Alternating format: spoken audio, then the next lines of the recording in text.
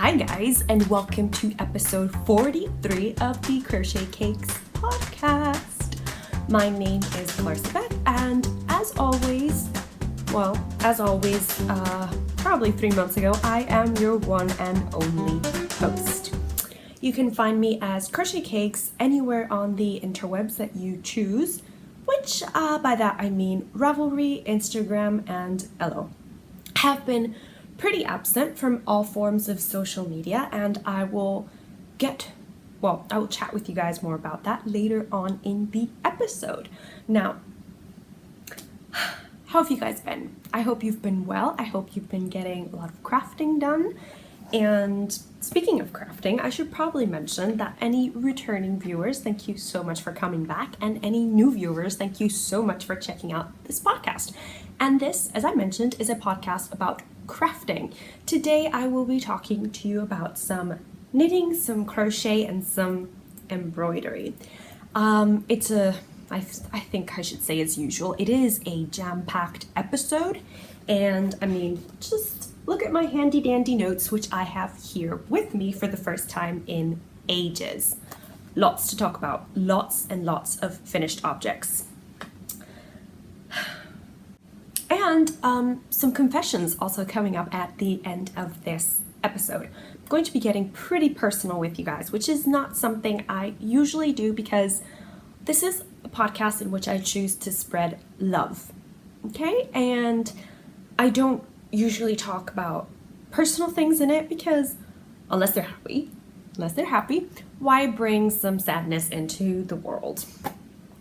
As you can tell, I'm also in a new corner. This is my crafting corner. I posted a picture about it yesterday on Instagram. So the lighting is a bit weird because I'm podcasting a bit later in the day. I usually podcast about 8 o'clock in the morning. Today it's almost 10 in the morning, so the light is coming from a different angle. Bear with me. I hope to have it be brilliant and stable for you guys. Now, let's just jump right in because, as I showed you, my list is pretty long. So the first thing I guess I should start with is what I'm wearing and finished objects because they're the same thing. Well, one of my finished objects. But I'm also wearing a pair of felted earrings that Mom made for me a while ago because I showed this in Mom Made May, which was a hashtag I started last year, 2017, in May, in which I posted a picture every day of something my mom had made me. It could have been crochet related, sewing related, jewelry related, and honestly there were lots of jewelries because Mom has always spoiled me rotten with jewelry, which I'm very thankful for, by the way. Right, so the other thing I'm wearing, if you'll notice, it's something I had been working on for a while before EYF, didn't finish it in time for EYF, and I finished it almost as soon as I came back. I'm going to post some pictures that I posted on Instagram. I'm going to place them here for you guys.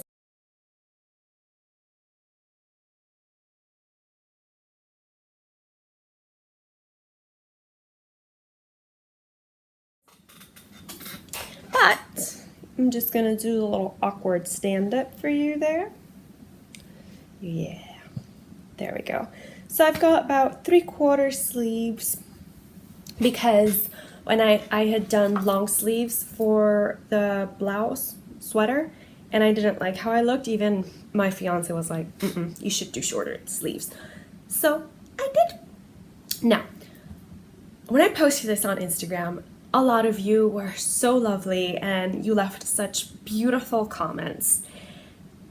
And Faye, Hannah, Lacey from the Hooked on Owls podcast, you and some other just lovely people commented on whether or not I'd be releasing this as a pattern. So I'm just gonna come right out and say it. I am not releasing this as a pattern. Why? On my previous episode, not episode 42, the one after before that, episode 41, I had mention that when I went to browse Emma's Ravelry page to buy the Caravan of Love shawl, I came across a top that looked really familiar. It's called the Lana top, I believe. This is all on my Ravelry project page because I was very responsible, and I actually posted pictures on Ravelry and I posted all the adjustments I made to the Lana top. Why? Because Emma and I used the same stitch in the same construction for the top. So Emma distributed the pattern before me. So when I uploaded this project to Ravelry, I just said I made it from the Lana top and I included all the adjustments I made for this top. It's all on Ravelry, guys. You can go check it out. Really long list of adjustments. So I feel free talking about it because one of the first things I did to adjust was that I essentially knew I wanted a comfortable sweater. Not really oversized that I would feel like I can fit in it, 10 times, but just a bit wider than what I usually do because I tend to make fitted garments. So I know that a fitted garment for me is about 14 inches. Those are my measurements. So I knew whatever I made, I wanted it to be a bit wider. And I made this about 18 inches, I believe. Then I crocheted 6 inches of the pattern, and I also changed the pattern repeat because I added 1 row extra of double crochets between each repeat. So I crocheted for 6 inches, then I started my waist shaping, and how I did that was that I used a 4.5mm crochet hook because the whole top was generally crocheted using a tulip 5mm crochet hook.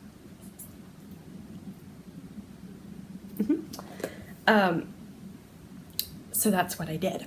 After my waist shaping, which I just kind of begun 6 inches because I put my hands on my waist. It was all very mathematical. My hands on my waist. Where does my waist start? Where does my waist end? And then I switched back to a 5mm crochet hook. Now, thinking back on it, what I probably would have done so that I could have crocheted a sleeve cap, because I find that garments fit better when you crochet a sleeve cap than when you do the sleeve cap as part of the garment. Here, it's not really bothering me so much, but usually you have a huge bulk right around the breast area because, as I've discussed it, I'm part of the itty bitty titty committee, so this doesn't really stretch to account for fit or anything. So I just crocheted until I liked the length of it. I think it ended up being about as long as the 23 inches. Pretty sure it ended up being 23 inches. Then I picked up stitches for my sleeve, and that was 45 stitches that I picked up.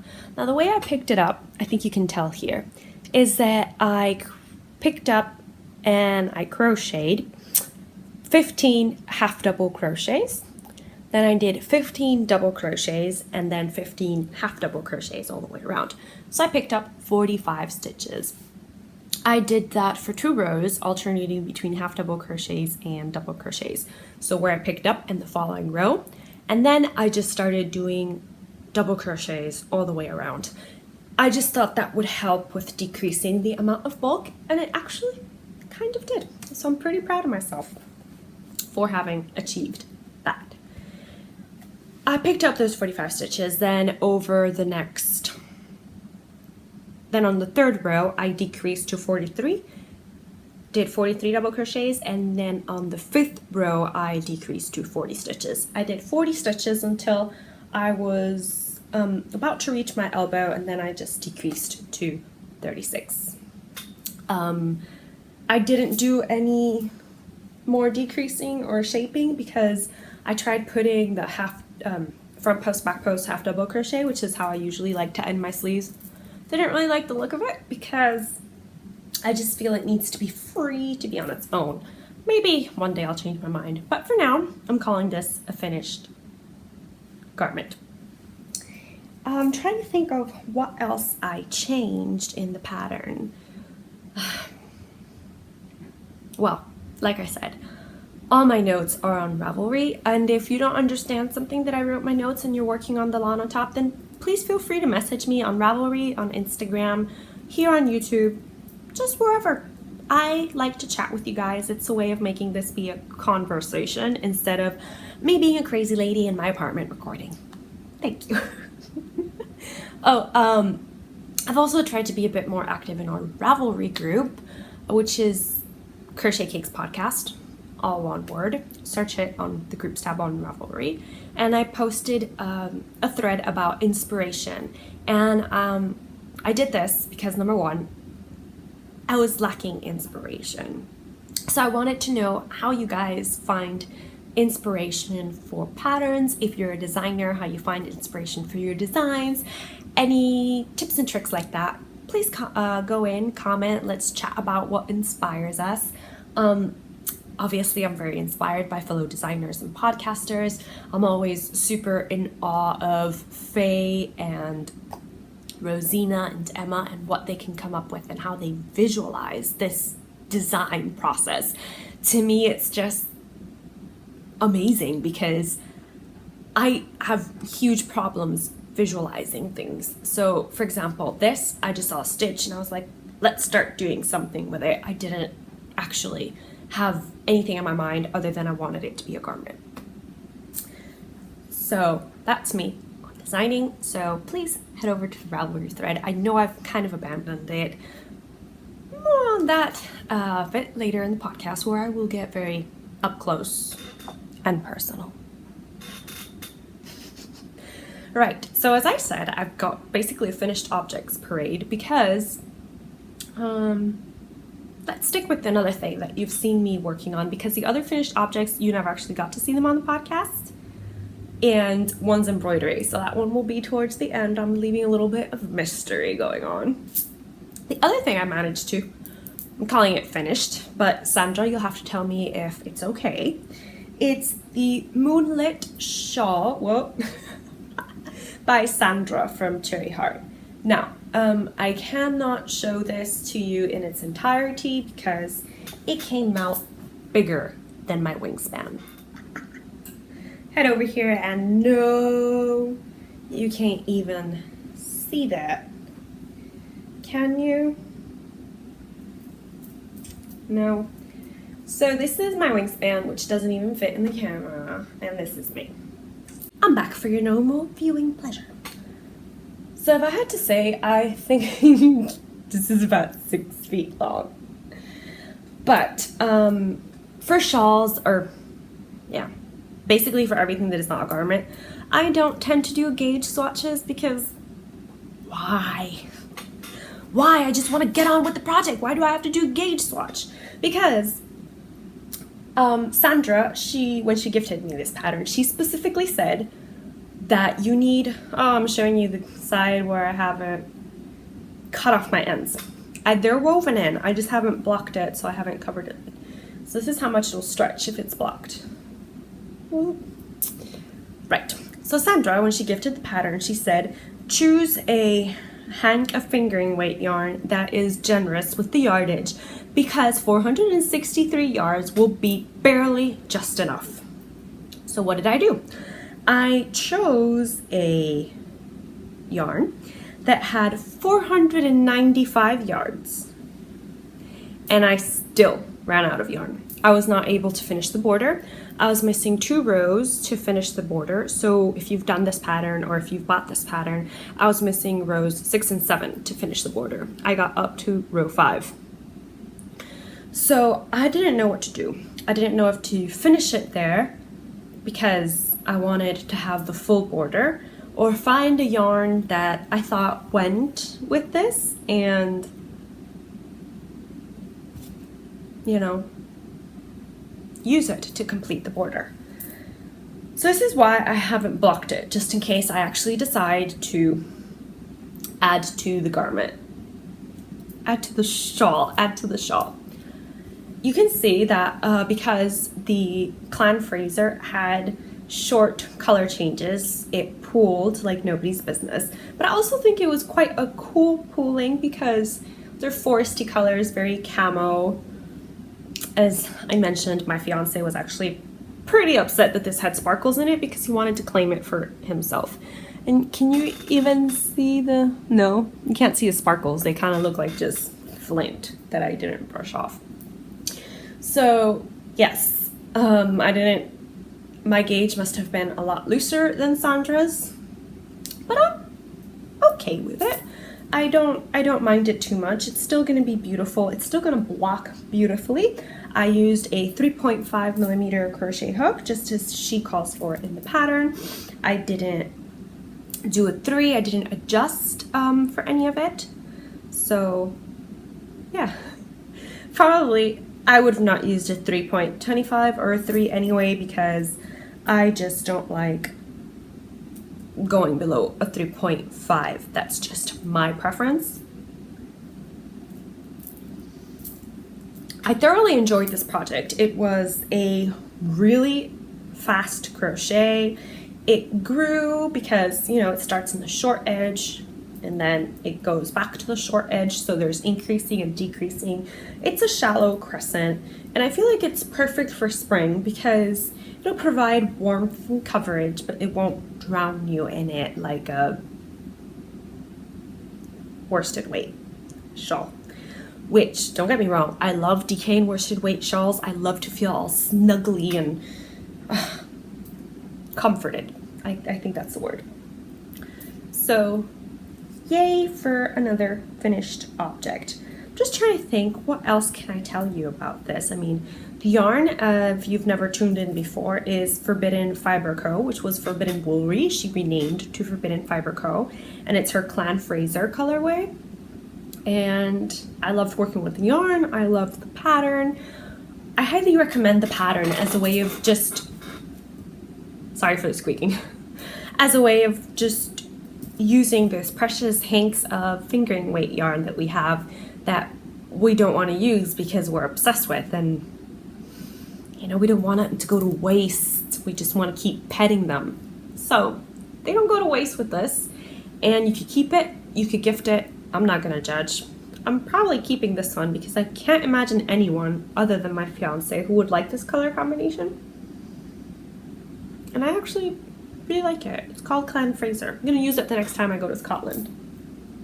Because there might be a next time. Oh, just looking at my pile, I realized I also have a sewing finished object. Actually, I've got multiple sewn finished objects. One of them I didn't bring to show you either. Apparently not very organized, am I? So, continuing with crochet, let's just continue with crochet. I've got what I'm calling practical finished objects. And those are things that I can use around the house and things I needed around the house that I just decided to crochet instead of buy. So, first up, we've got a dishcloth or a washcloth. And this is because I wanted to participate in the Dishcloth challenge that's being hosted year-long on Instagram by Yarn Hoarder, and I also wanted to participate in the Dishcloth along that Melissa from Melissa Dawn Wool Artist podcast is hosting. But I gifted all the dishcloths or washcloths that I made without taking pictures of them, so I had nothing to enter into any of these. So I just decided to make another one with some of the cotton yarn that were left over, just using the same stitch that I've been using because I wanted a quick, satisfying make, and this fit the bill. So I was using a 4.5 millimeter crochet hook and just Premier cotton yarn, nothing special. And then I did 2 rows of single crochet border because that's how I like to finish my washcloths. Now, this is personal, completely personal, as in preference. And it's that I do not really enjoy a huge, large washcloth that is going to overwhelm my hand and I'm not going to know how to hold it or maneuver it. I've got really small hands. I'm like the T-Rex, but with hands. So I make these that are 6 by 6, and I think they're the perfect fit for my hand. And they do stretch when they're wet, so win-win. Practical crochet number 1. Practical crochet number 2 and 3 are the same. but they're two different. I'm just gonna show you so it makes sense. So I had my cardigans just laying around in the closet because I couldn't find some really fancy schmancy hangers to place them in. So what I decided to do was just buy plain wire hangers. These are wire hangers. I love this cardigan. Isn't it gorgeous? Mom bought it for me. And I just grabbed a crochet hook, and I didn't really follow a pattern. I started crocheting flat. So I started my chain, measured around here. Okay, the chain fits. And I started with a chain of 9, I believe. Oh, I also kind of pressed the metal hanger to give it this shape, and it would be easier for me to crochet with. So I started, this is Lion brand Lion Ease Thick and Quick, but it's their acrylic one. It's not their acrylic wool blend, it's just 100% acrylic. And I used a 7mm crochet hook because I wanted a tight crochet. And you can see how lovely and thick it came out. So I started with chain of 9, and then I just did single crochet, started increasing until I got to here, which I increased to 13, worked 13, started decreasing again until I got back to 9.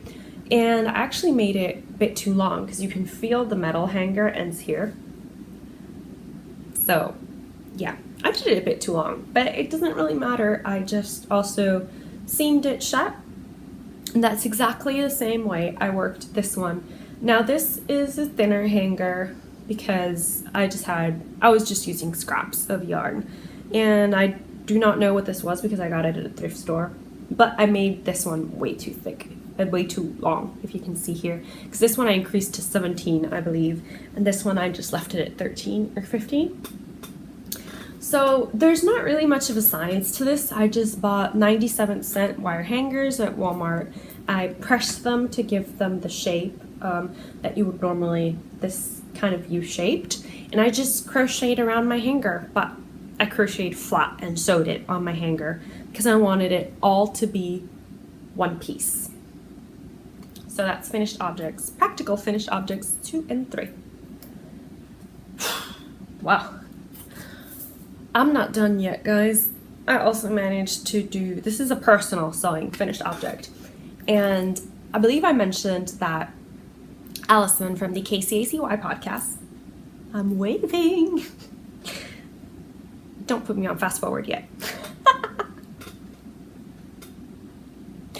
She had gifted me these tartan print fabrics that she had left over. Not that she had left over, but she asked for permission to see if she could take some scraps and gift them. I shared some with Mom, so we both have Scottish bags, essentially. I hope no Scottish person is looking at this and going, no, those two clans hate each other. Why did you put them together? Because I don't know. I'm really hoping I didn't put two warring Highland clans together. But this is tartan, so it's 100% wool fabric, and it was gorgeous, gorgeous to work with. I just sewed them together here and did my regular boxing. Clearly not matching. Clearly I didn't worry about matching. As long as my seams were matching, I didn't really worry about pattern matching. And I used the leftover to just make a handle, which I did by folding over a piece of fabric and just top stitching around it to sew it shut. And on the inside, are you ready?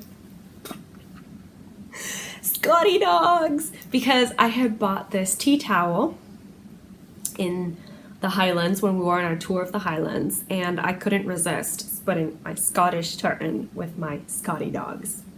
So that's what I did.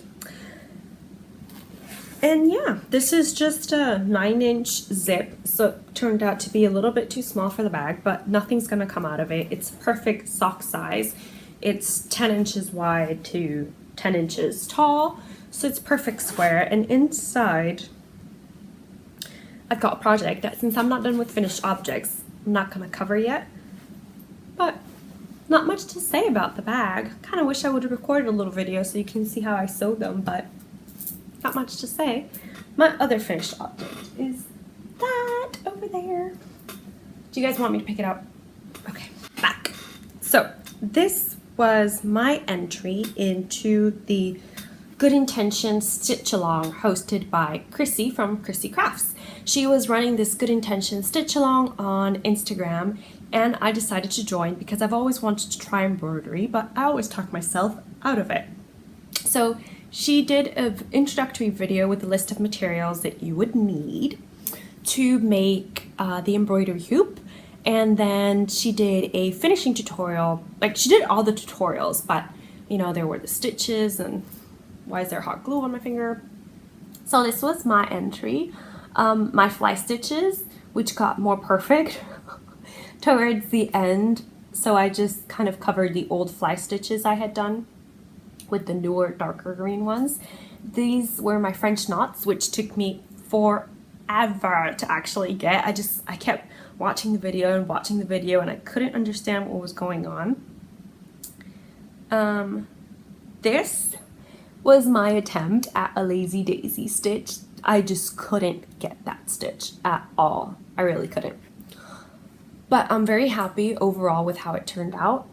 You're supposed to finish it with felt, but I didn't have felt.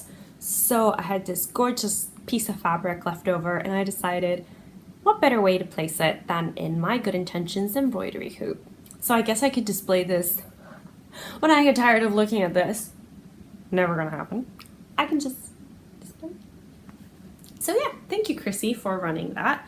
And this was just a ribbon. I folded it, hot glued it, and hot glued that on top. So it's hanging on my wall. It's gonna go back on my wall now.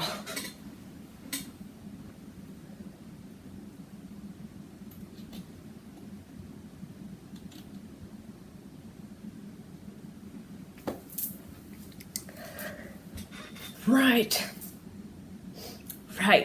So that is it for my parade of finished objects, unless you count my crafting corner as a finished object, which I would totally count it as a finished object. I'm very pleased with how it looks.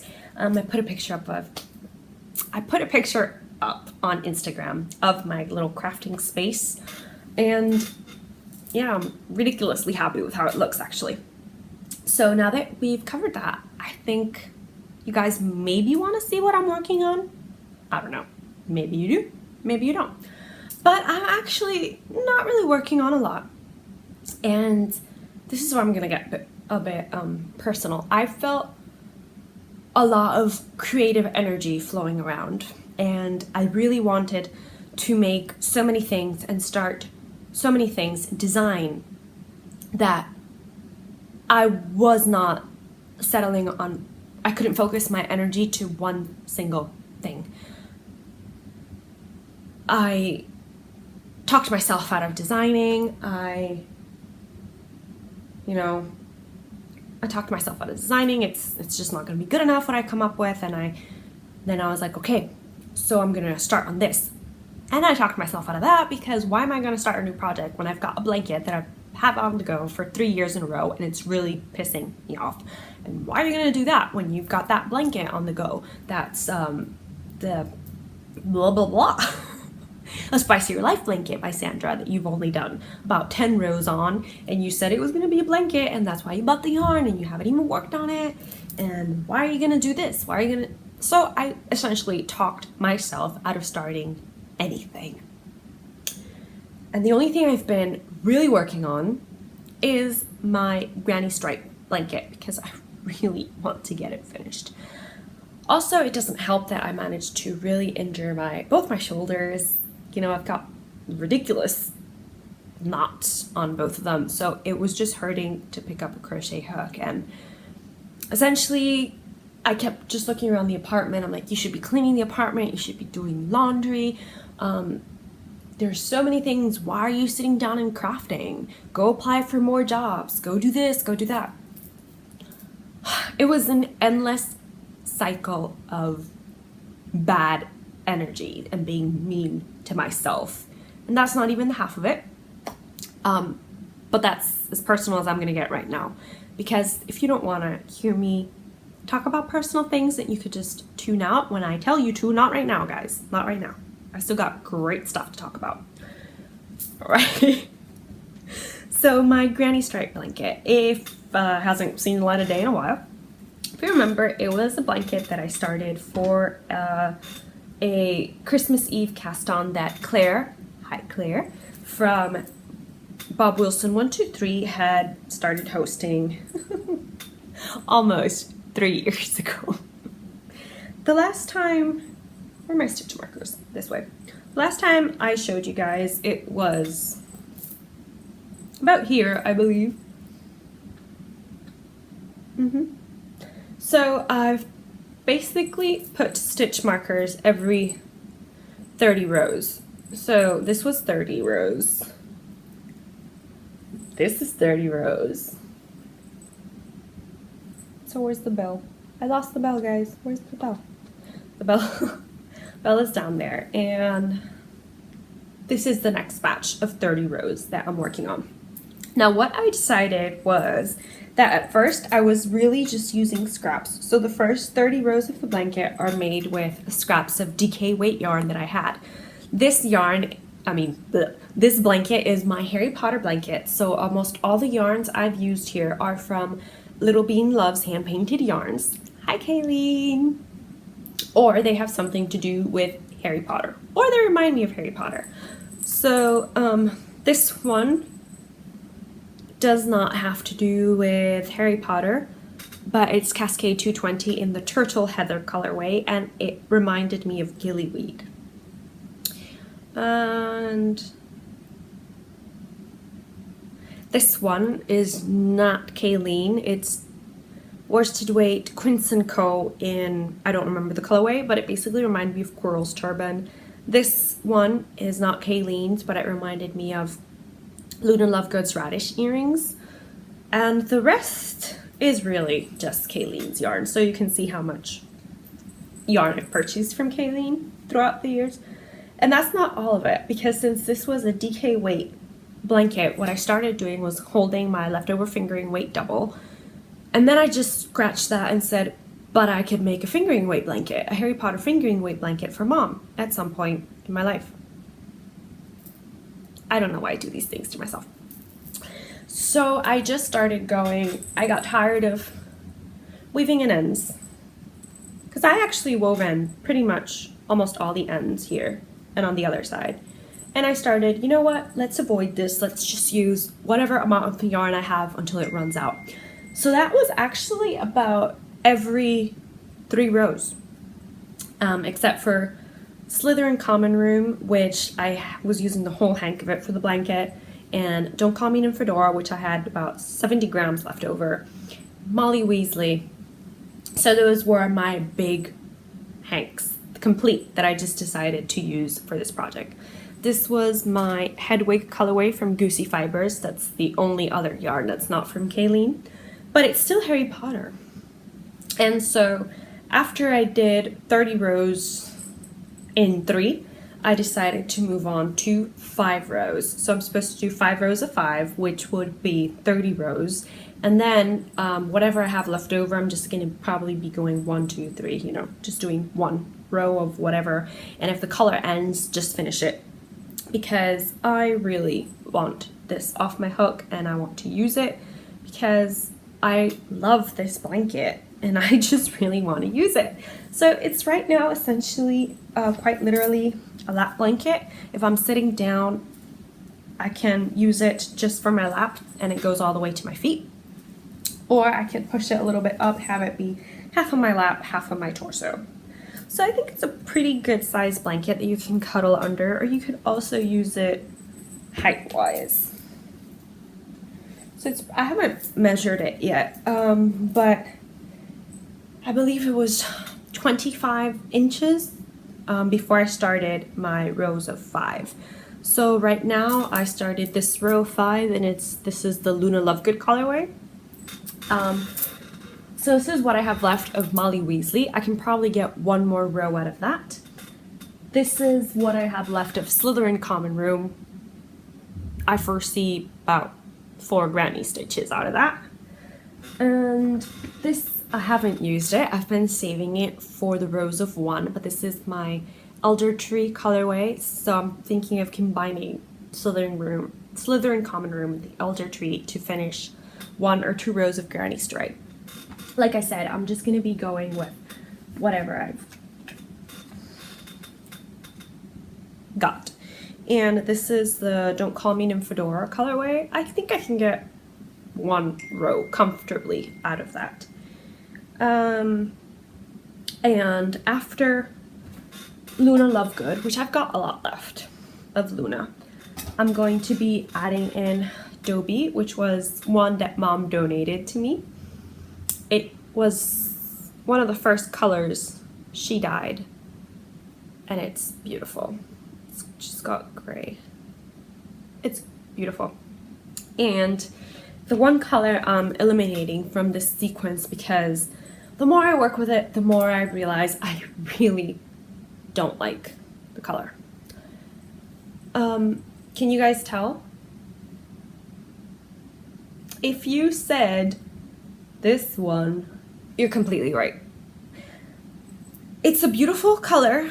It's just not to my tastes at all, and I keep questioning why I bought it. I think I just bought it because I wanted all of Kayleen's Harry Potter yarns, but I don't like this. And it's not that I don't like the yarn. The yarn is simple decay, so it's gorgeous to work with. This is just not my color at all. At all.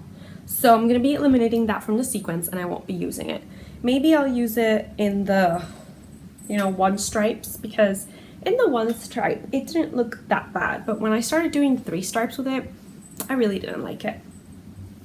So that is my Harry Potter blanket, which is going to be close to finished. Now, I won't be putting a border around it, so if ever I decide to come back to it and finish, like make a proper person blanket, I can. And it's living in my Pearl and Plum Llama Christmas bag, because it's the only thing big enough to house it right now.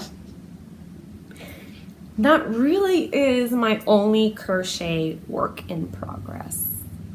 Like I said, I haven't really been working much on anything. I've been picking it up randomly and working on it, but it hasn't been something that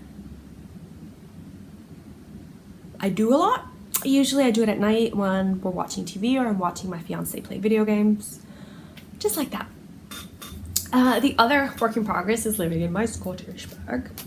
And I finally caved and cast on a pair of socks for my fiance, because he really wanted a pair of socks. I didn't know this. Why should I know that he wanted a pair of socks? But he did. So I cast on, he chose the yarn. I pulled out all the green yarns, masculine looking yarns that I had that did not have a lot of color, because he's not a very colorful, bright person. Like, he asked me for a pair of black socks. And I just looked at him and said, that is not gonna happen. I am not torturing myself knitting a pair of black socks. I'm just not gonna do it. So I pulled out 2 skeins of Regia that I had, and this one from Lang that I had. So basically I just have German yarns, German sock yarns. And this is what he chose. Why did he choose it? He had 2 criterias, color and squishiness.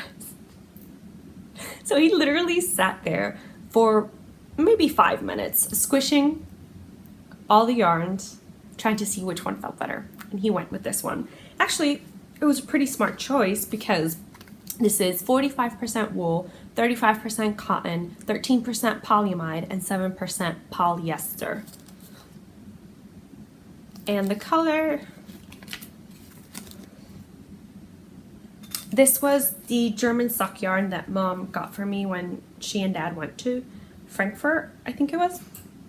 So yeah, I just cast on 72 stitches because I gave him a pair of my socks to try on that are 64 stitches. He couldn't even get his foot in there, so I cast on 72 stitches, just a long tail cast on 2x2 rib, which is what I always like to use, unless I'm doing the Mercury socks. And I'm just going around. I'm gonna knit until I have 5 inches of leg, 4 or 5 inches of leg. I toyed around with the idea of just doing afterthought heels. No. It's gonna be very boring, just going nah, nah, nah, nah, nah, nah. And I'll probably call it quits before and end up being really short. Besides, I also find that short row heels or afterthought heels, my gauge hasn't loosened enough for me to actually use them. What I mean by that is that when I wear my knit socks that I did a fish lips kiss heel, which I loved making, by the way, it's not that I didn't like making it, but when I wear those socks, they're really, really tight around, you know, the widest part of my foot, which is usually your circumference from your ankle to your heel. That's the widest part, and they're really tight there. Not so uncomfortable that I can't, you know, that they're cutting off circulation and I can't use them, but just uncomfortable feeling in general. So in order to avoid that with his socks, I'm just going to do a good old heel flap and gusset, and then I'll just keep working on it. Hopefully he'll have these before Christmas, because when I said, okay, they'll be your Christmas gift, he went like, Christmas? But you're starting it now. Let's have you knit a pair of socks and see how fast you can work them. If you want me to do it fast, you can invest on a knitting machine. Which I would totally be okay with if he decided to gift me a knitting machine. Just saying. Except, you know, maybe not, because then I feel like I have to knit socks fast because I've got a knitting machine. And I'm not really looking forward to having to weave in 12 ends. No. So maybe just leave me with the machine. I mean, without the machine. Me being the machine. Am I making any sense? This is just not coherent enough. Right. So I'm just going to check my list, see that I talked about everything I wanted to talk about. Yeah, I did that. Right, so in other news, essentially crochet related news, the fortune cookie cal I think is coming to an end in April, and I've been very true to my fortune in the sense that I have not settled on one single project to complete it. So since I've only been working on my granny stripe blanket, I was going to try and see if I could complete it by the deadline of the fortune cookie cal and have that be my fortune, because my fortune said you will make a lot of changes before settling in satisfactorily. Pretty sure that's what it said. And it's been true. I've been changing projects like crazy, trying to find one that is really calling to me to finish it. Haven't found it. Doesn't mean I won't work on the Spice Your Life blanket, because I think it's brilliant and I love the colors and it's just gonna look so great in our living room. And my fiance was saying that he wanted to buy one of those ottomans, long ottomans that you basically open up and you can put things inside, so that I could put all the homemade blankets, so that when we were cold, we could just pull it out. How fast do you think I'm gonna be making these blankets? But I loved where his heart was at. He just encourages my crafting so much, and he doesn't really get annoyed with it. He even wants to use my yarn to decorate our apartment, which I think is brilliant, because then I can get more yarn, because when I actually pull it all out to decorate a corner, it's gonna be gone. And I can go like, see, it's not enough to decorate our apartment. I'm so evil. Right, cowls. We were talking about cowls, not yarn. Although, cowls and yarn, you need yarn to participate in cowls, don't you? Yes, you do. But don't be pressured to buy yarn for cowls. You can just stash dive. I do a lot of stash diving, or I'm trying to do a lot of stash diving. It's hard when you only buy fingering weight yarns, because crochet, the nature of crochet stitches, they eat up more yarn than knit stitches. So you do need more hanks of yarn to make a crochet garment than you do to make a knit garment. And that is just not cost effective. It's not, especially, you know, if you're really on a tight budget and you can only splurge every so often. You're like, I can buy 6 hanks of yarn to commit to one project, or I can buy 6 different hanks to make 6 different projects. You usually end up going for, you know, like a kid, the quantity of it, no? Any hoozles. Another cal that is going on right now, and it's still going on, it's the Blur shawl. It's a Blur cal. It's a shawl designed by Addie Day, and Elizabeth from Earl Grey Crochet is hosting that cal. She already finished hers. How crazy. Elizabeth, you must crochet so fast. It's ridiculous. Allison is also participating in that cal, and she's working on it. And a lot of other people. Hannah is also working in that cal. And it's a good way to use up your fingering weight stash, fading it in and out. I'm not participating in that cal, not because I don't support Elizabeth or Addie Day, but because the yarn that I had committed in my mind is committed to another fade, and it's the whole and it's a fade designed by Rosina, who is Scenes and Roger everywhere. So yeah, I mean, that's not a good enough reason, is it? But I just don't like any of the other yarns I have. I don't like how they fade together. So yeah. I'm just not making any sense. Another cal that is come to an end is the Different Designer cal, hosted by Faye from the Crochet Circle podcast. And I did manage to complete a project for the Different Designer cal, not the project I had originally intended, which was the Angel Hat Turban by Poison Girls. My different designer was my mom. She is working on a pair of socks, designing a pair of socks. I tested the pattern, I sent it back to her, and she's now testing the instructions I wrote up, and it's gonna send me the pattern with her adjustments so I can retest the sock pattern. So it's gonna be great fun. And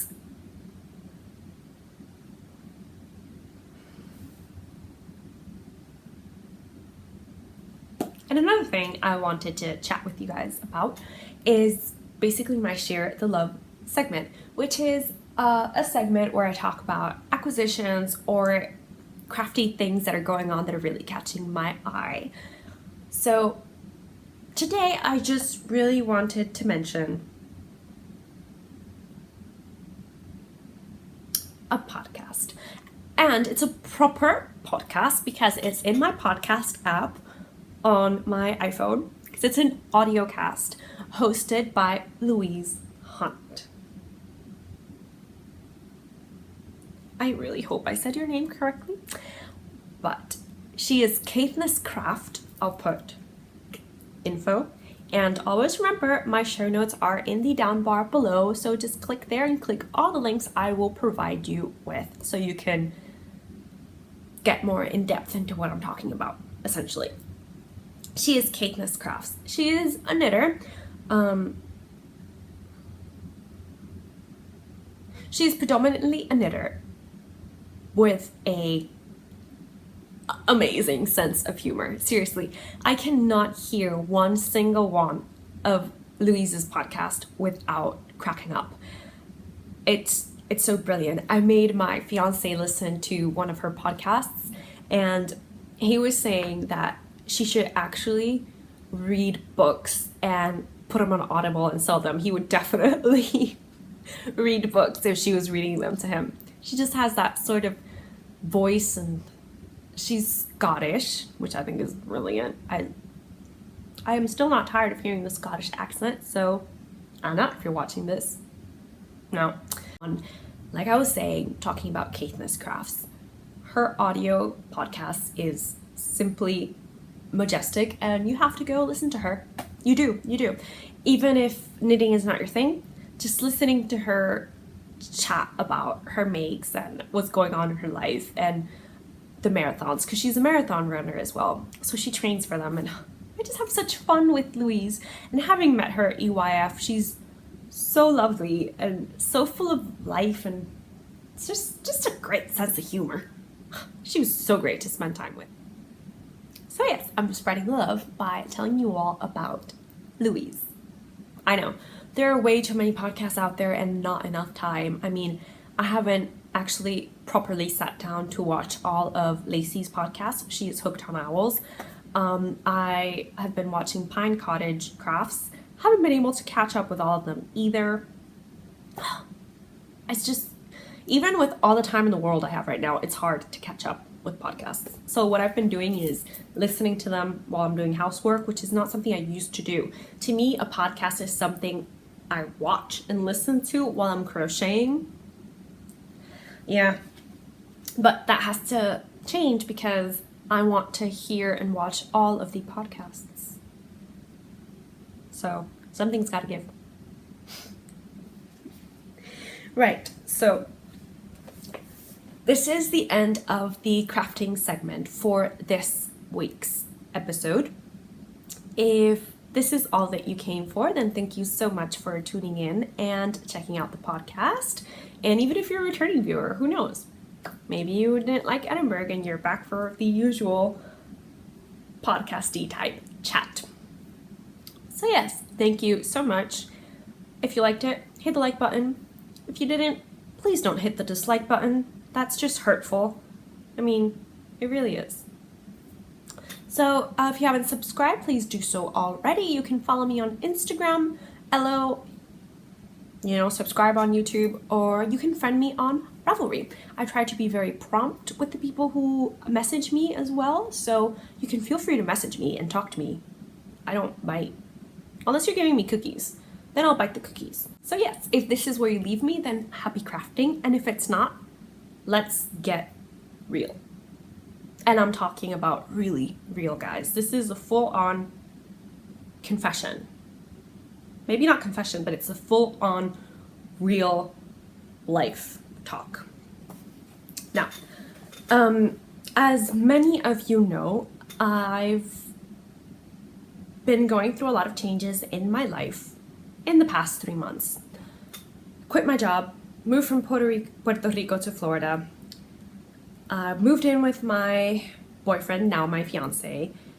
I've been job hunting, moving to a different place.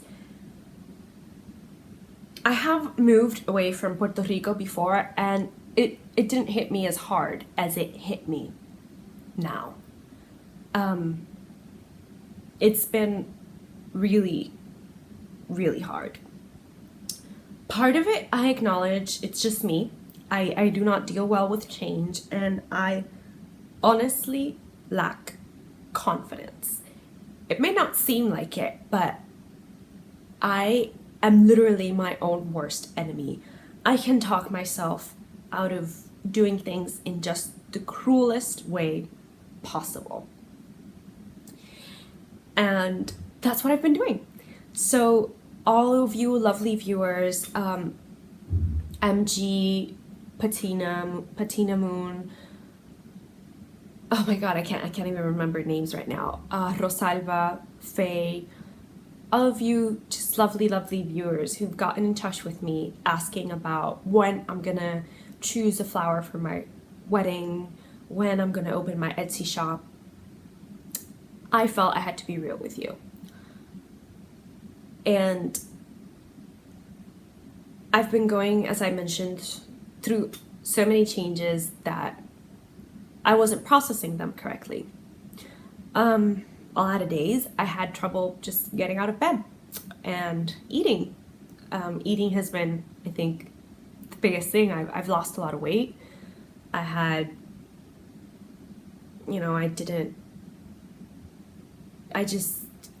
was not myself.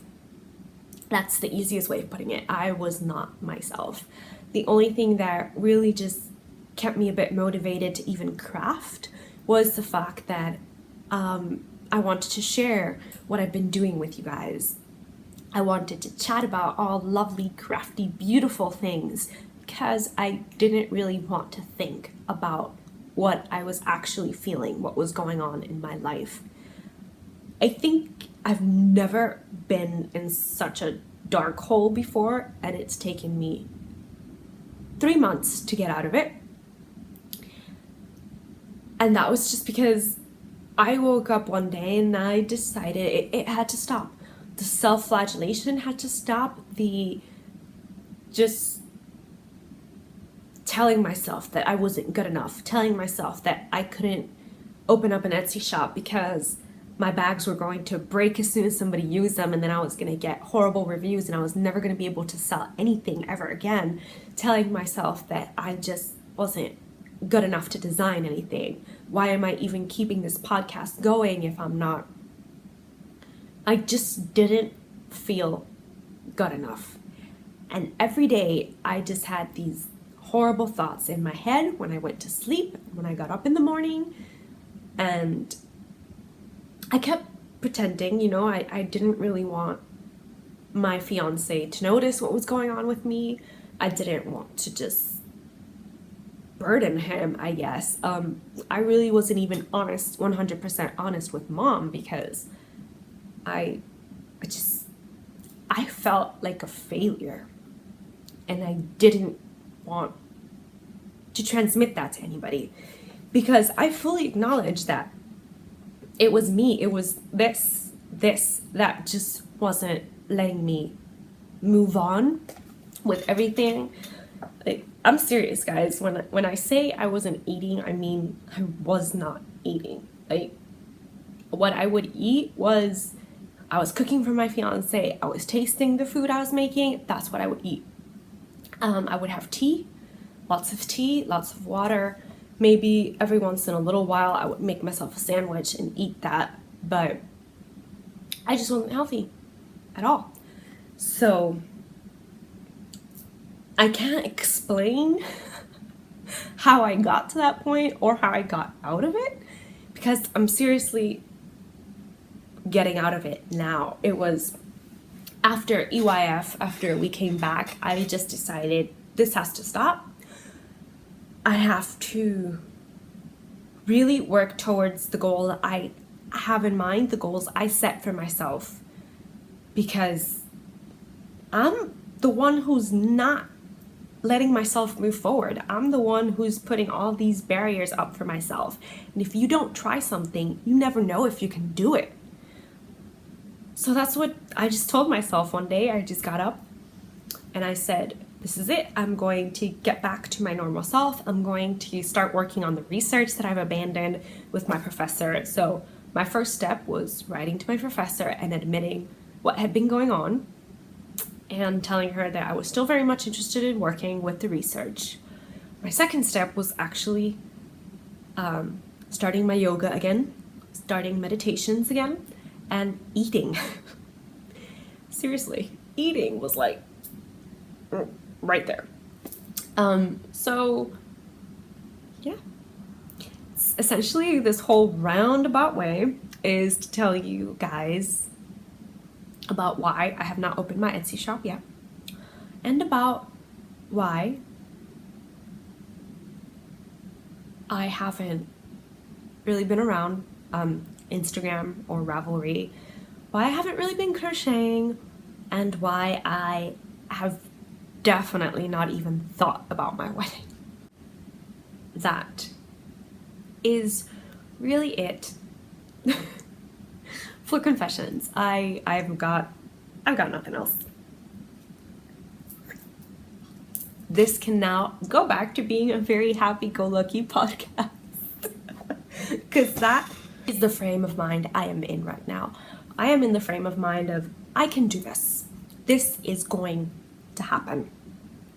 And having said that, I'm going to be uploading a separate video from this podcast with the things I've been working on for the shop, because I do want to open up my shop at the end of this month. I'm working on taking pictures right now. I've settled on a shop name, which is, I toyed with the idea of keeping it as Crochet Cakes, but you know, some people might see it and think, oh, she crochets cakes. No, I don't. That is the least that I crochet. So I've settled on a name. I'm really gonna do it, guys. I mean, what's the worst that can happen? I bomb. And if I bomb, close the shop.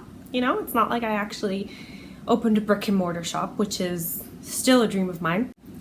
But yes, thank you if you stuck it all the way through the end. Thank you for listening. Thank you for all the comments that I know are going to be coming my way. And just thank you for supporting this podcast, for supporting my Instagram, and for being so very nice about my Etsy shop and my wedding, which I am honestly, I'm horrible at planning. I'm a last minute planner, I admit to that. So yeah, I hope you enjoyed everything that I had to say in this episode, and just happy crafting, guys. Until next time, bye!